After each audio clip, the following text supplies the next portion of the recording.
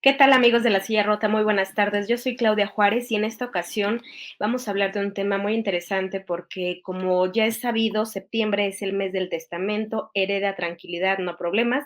Y para ello hoy vamos a platicar con el contador Jesús Guillermo Mendieta González. Él es integrante de la Comisión Técnica de Auditoría Fiscal del Colegio de Contadores Públicos de México. Contador, muy buenas tardes. ¿Cómo le va? Muy buenas tardes, muy bien, gracias. Saludos a ti y a tu auditorio, a tus Muchísimas órdenes. gracias. Pues el preámbulo es muy sencillo y muy básico, pero usted es el experto. Ya iniciamos septiembre y con ello pues empiezan estas campañas de concientizar, descuentos o sobre todo mejores oportunidades de acceder a un documento tan esencial, pero del que poco se habla porque los mexicanos, la verdad es que tenemos claro que de algo de lo que no queremos hablar es de la muerte. Sí, en efecto, yo creo que esto, si bien es cierto, es un mes, aparte de patrio, muy importante desde hace muchos años, o al menos los últimos, ¿qué le diré? Los últimos 30 años que yo tengo memoria en este tema. La misma autoridad ha hecho una campaña muy fuerte sobre la conciencia o crear conciencia en los contribuyentes o en las personas físicas o en los mexicanos en general de la obligación de tener testamento y no heredar problemas.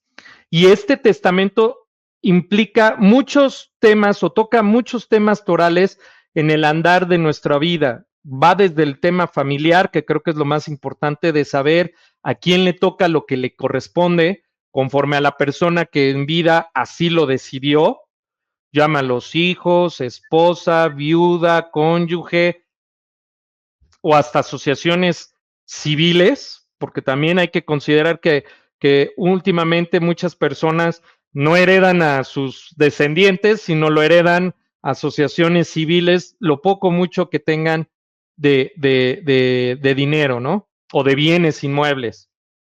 Y también, por el otro lado, la obligación fiscal que pudiera tener esta situación, porque, como diría Joe Black, de la muerte y de los impuestos nadie se salva, ¿no? Desafortunadamente, y muy rápido tocó ese punto, pero bueno, qué bueno que ya lo tocó, es muy interesante saberlo. ¿Cuánto nos cobra el SAT por recibir una herencia? Bueno, evidentemente no hay un impuesto tal, porque cada cosa no es como una receta de cocina en decir, pues si yo recibo de 0 a 10 pesos, no me cobra, o de 10 a 50, sí me cobra. No hay como tal una receta. Simple y llanamente lo que diría el fisco es, cuando viene o proviene de una herencia, que en este caso sería, no una donación, ojo, porque la donación es en vida. La herencia es posterior a la muerte del deudo o del contribuyente. La autoridad fiscal te diría, bueno, por esa herencia no causa un impuesto, a menos que lo que te están heredando, por ejemplo, en un caso en particular, son acciones y esas acciones las vendes y del costo de cuando le costaron al que vivía al día de hoy aumentaron un 1000%. Eso se llama costo de venta o costo por acción, genera una utilidad y evidentemente el que está recibiendo los frutos de esa herencia es el que está vivo.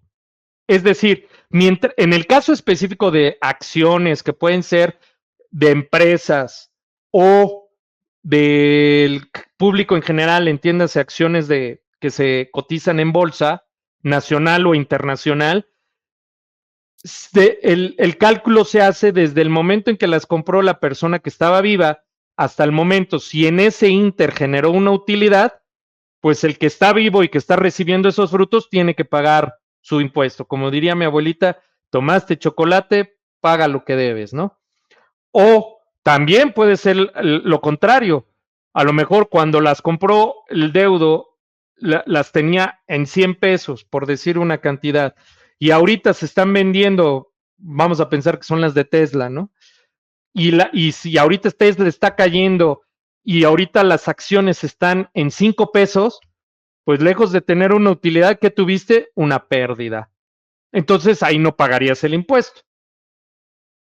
O a lo mejor las empresas de cuando estaba la persona, pues valían X cantidad y hoy ya no, pues obviamente es un traje a la medida hacia el contribuyente. ¿Qué otro impuesto se detonaría en el tema de herencia?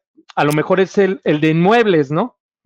Es un traslado de dominio que no exenta el tema de impuestos sobre herencia, en el cual pues me heredaron un edificio, pues si yo ya lo quiero a mi nombre, porque antes estaba a nombre de la persona que falleció y ahora viene a mi nombre, pues por el costo que hay del traslado de dominio del nombre de la persona que falleció a mí, ese impuesto definitivamente lo voy a tener que pagar, al menos en Ciudad de México y Estado de México, aunque creo que en la gran mayoría de los estados se detona este impuesto, ¿no? Y ahí, ¿cuál es la razón de ser, por ejemplo, de este impuesto que usted está comentando en el tema de inmuebles? Porque si a mí alguien me hereda algo, pues termino perdiendo, ¿no? Al hacer el traspaso, pues voy a tener que pagar algo que a lo mejor no estaba previsto.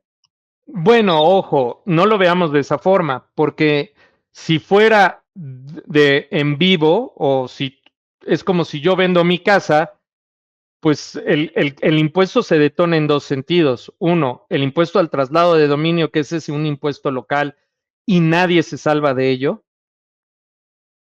Reitero a lo dicho por Joe Black, de la muerte y de los impuestos nadie se salva.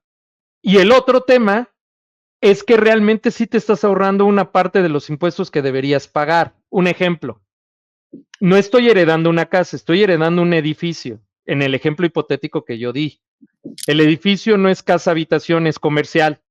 Cuando lo construyó la persona que te lo heredó, que vamos a pensar que sea algún familiar de en línea recta, vamos a pensar que haya sido tu padre, y esa persona te lo está heredando, realmente el impuesto por la herencia no te lo están cobrando.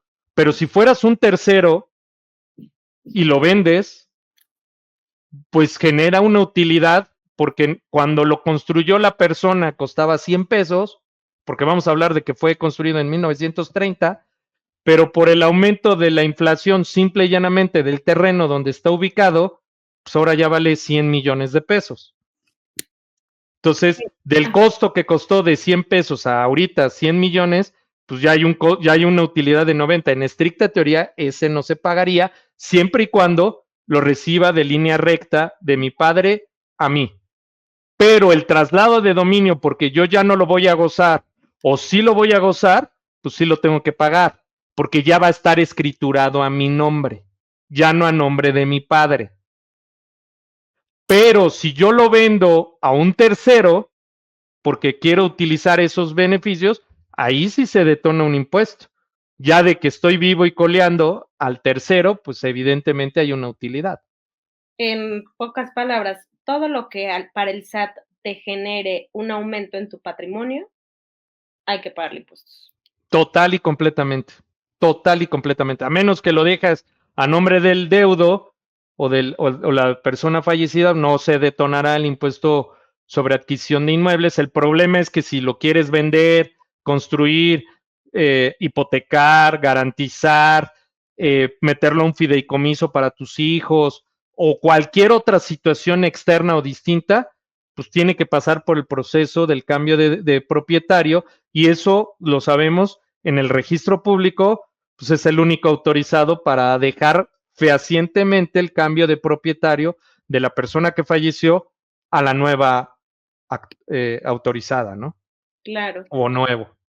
Una pregunta adicional ya con este asunto. Los que ya mueren, si tengo alguna deuda con el fisco y muero o muere alguien y tiene deudas, ¿ahí muere? ¿Literalmente el asunto o el fisco no perdona? Depende porque si bien es cierto, y esto es algo muy parecido como a las deudas bancarias, ¿no? Eh, en estricta teoría mueren, en estricta teoría mueren cuando la persona que las adquirió falleció.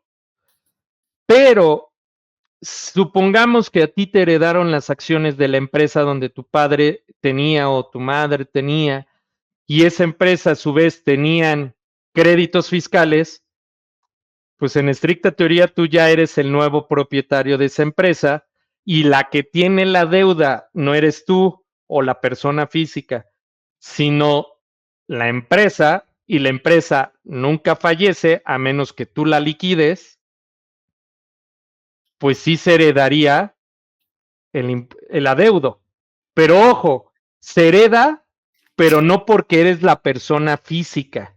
Se hereda porque eres la persona que recibió en beneficio las acciones de una empresa que dentro de su panza, si me permites la expresión, tiene el crédito fiscal. Entonces tú ya eres el nuevo responsable solidario. En el caso de las personas físicas que fallecen, evidentemente lo primero que hay que hacer, y eso me pasó lamentablemente en 2019, 2020 y hasta 21 por el tema de COVID, muchas personas de la noche a la mañana literal fallecieron por esta grave enfermedad.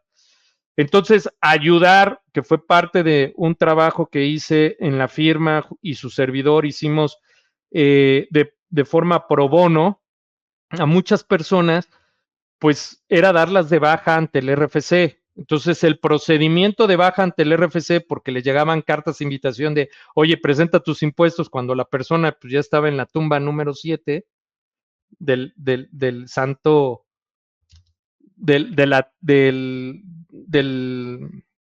pues donde se encuentran del cementerio, vamos, del santo la sepultura, pues obviamente, pues le dirías al fisco, oye, pues si quieres cobrar, pues está en la tumba 7 de tal cementerio, ¿no? Pues evidentemente llegaban los requerimientos. Entonces, cuando ya fuimos a presentarlo, la autoridad pedía muchos requisitos para poderlo dar de baja en el RFC.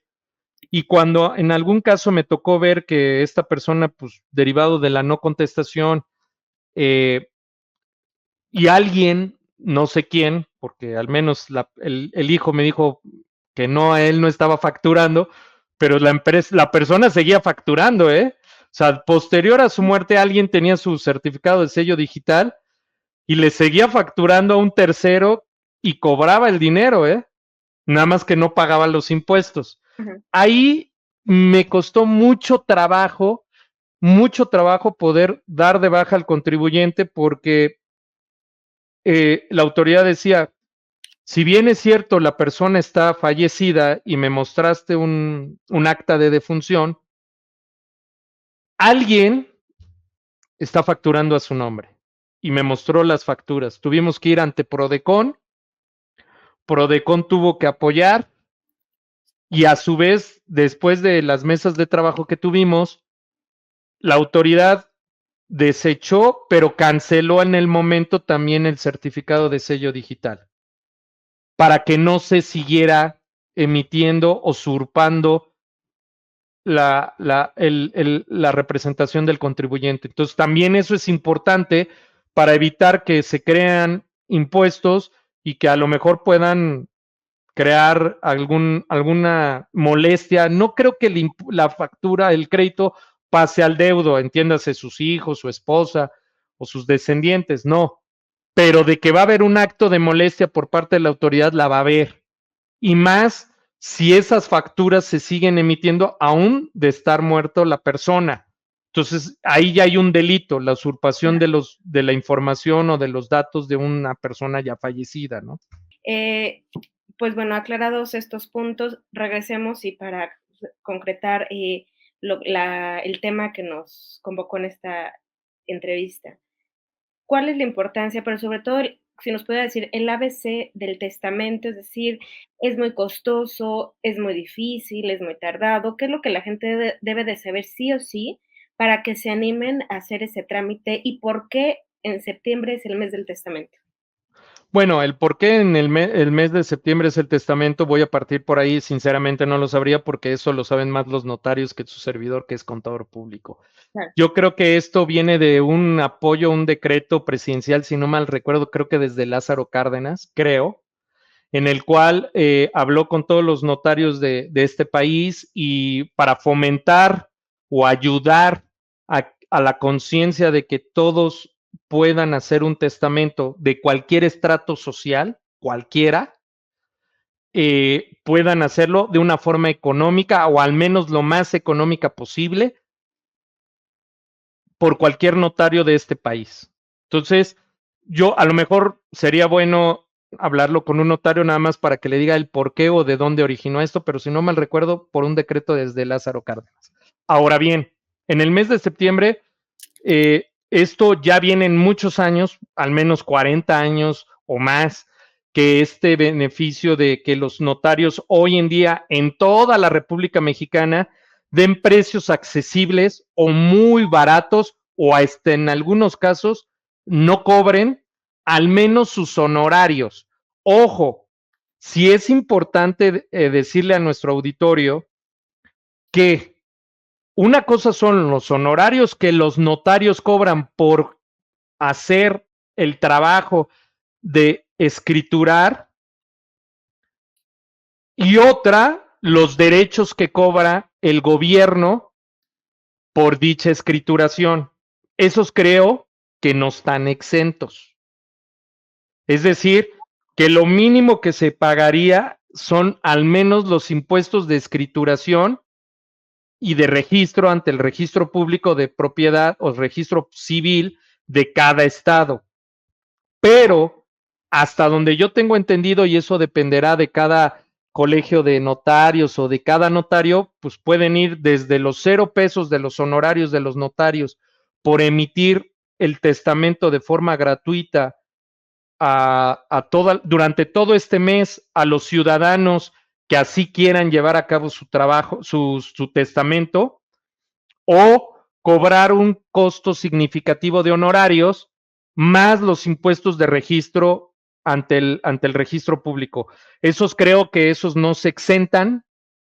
Si hay que pagar, serían los gastos de registro y escrituración, pero los honorarios de los notarios, al menos estoy en el entendido que o no cuestan, o si tienen, es un costo significativo comparado a otros meses donde la persona y en otras latitudes, porque hay una tasa arancelaria, por así decirlo, que yo sé que los notarios cobran, dependiendo la zona y el municipio y el estado en el que se encuentren. Claro. Y le decía nada más, ¿qué es lo que tendríamos que saber sí o sí? Si me pudiera dar 2 Sí, puntos. claro.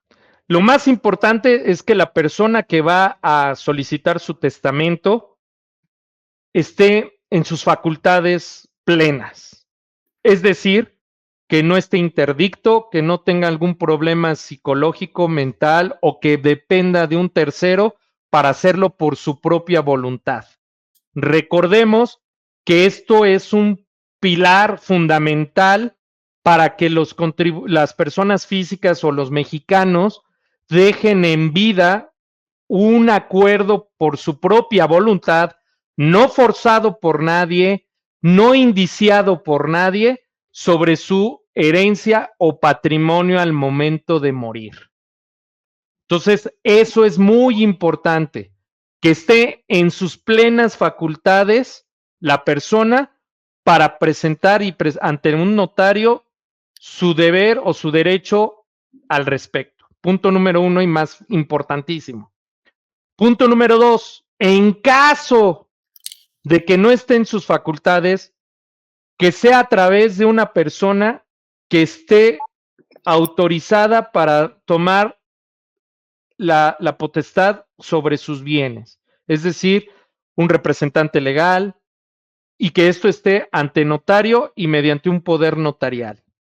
¿Ok? Perfecto, okey, Tercero, no puede haber herencia en menores de edad, a menos que estos estén emancipados, es decir, que hayan sido emancipados por sus padres antes de cumplir la edad, la mayoría de edad, o mediante una representación legal. claro. Y Pues cuarto, el punto más importante, señalar cuáles son los bienes, muebles o inmuebles, pecuniarios, y decir en qué proporción se los dejan a los deudos o a una institución o a un tercero, quien éste quiera. Pues ya lo escucharon toda la audiencia de La Silla Rota, y justamente mes de septiembre, mes del testamento, hay que heredar, y dejar todo listo para no dejar problemas. Muchísimas gracias, contador, y pues muchísimas gracias por su tiempo. Al contrario, a la orden y estamos para servirles en el Colegio de Contadores. Que tenga muy buena tarde. Hasta luego.